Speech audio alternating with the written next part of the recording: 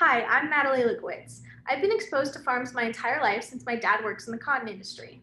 It is my goal after college to pursue a job which incorporates sustainability with supply chain management. I think it is important for consumers to understand where the product originates from while also holding corporations accountable for being sustainable. My goal is to help eliminate commercial and agricultural waste through sustainable business practices. The farm is its own natural ecosystem. The many varieties of organisms all play a role in the equilibrium. The farm aimed for high biodiversity. This not only includes the different plants and animals, but also the microorganisms in the soil. The farm's water was brought in with pumps. After the soil turned healthy, it was able to hold water. Cover crops sheltered the water so less pumping would be needed for irrigation. Soil biochemistry was achieved with compost and organic matter. The high nitrogen manure mixed with dry leaves, as well as the manure tea, provided a breeding ground for bacteria.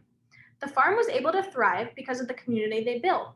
Their mentor, Alan York, and the hordes of volunteers that worked for the farm were integral to its success and their happiness.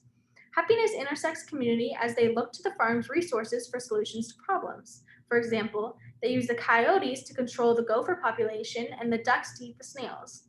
Alan taught them to emulate natural ecosystems through biomimicry. They made sure each decision was based on the interconnected relationship in nature. They simulated the Earth's balance, creating a less destructive and healthier farm by using components of their ecosystem.